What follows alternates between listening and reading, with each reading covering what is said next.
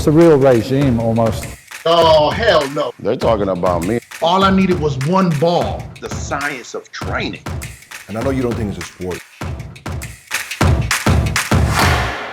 What about, in Mexico it's legal, right? All the steroids are pretty much legal and go to the pharmacy and purchase it, right? Is that accurate?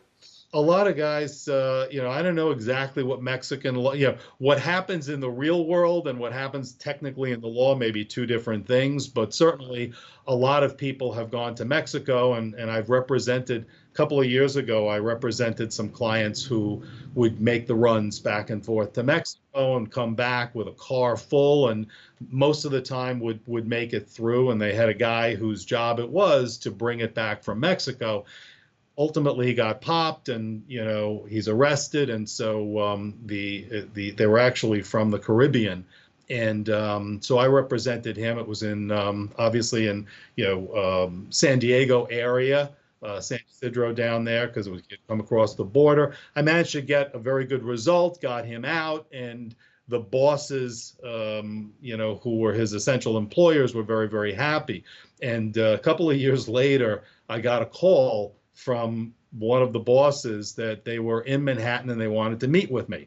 So I'm like, they were very appreciative. So I said, okay. So I came in, they were at the Sofitel Hotel in Manhattan. And so I call them when I get there, and I'm like, come on down, I'll meet you in the lobby. No, come on upstairs. So I'm, all right, well, okay. Now, so I take the elevator up. I'm pretty confident, but I go up there, I knock on the door. We go in. These, I don't know whether they were dealing other drugs besides that, but these are basically, drug importers. And so it was a weird scene. It was like they had set up this chair, and one guy was cutting the other guy's hair in the chair with like a sheet over. I have no idea what that was about, but the gift that they wanted to give me for the job that I did was this Puerto Rican rum that was like this overproof rum that you could only get in Puerto Rico. And there was like 6 bottles of it, each of them in 2 bags.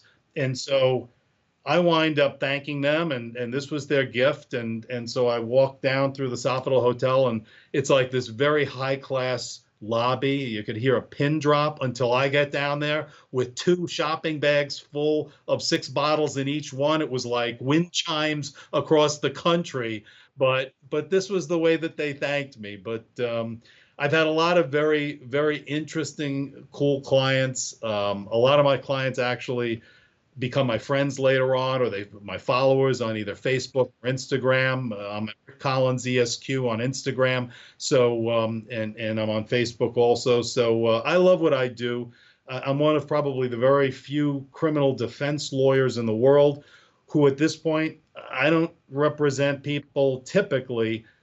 Almost never do I represent anybody who's really physically, sexually, or economically harmed somebody else directly. I represent mostly people who are violating either DEA or FDA laws, mostly involving banned substances, research chemicals, tainted supplements, stuff like that.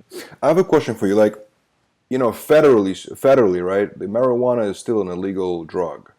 Yes. But some states started legalizing. Like, I think Colorado was the first one to legalize it. How does that work? And what if, let's say, a state decides to legalize steroids? Like, how does that work between the federal and the state? Yeah, we're in this sort of gray area, right, where the individual states have said, look, we've legalized this, and we've set up, in some states, it's for medical marijuana, and other states it's recreational, like Colorado gave. And so that doesn't make it legal under the federal law.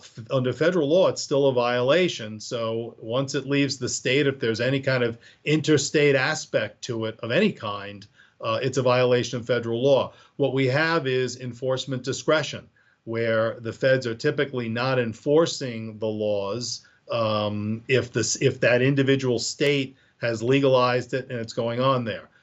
Whether if a state were to legalize steroids, there would be some sort of enforcement discretion on the part of the DEA and the feds.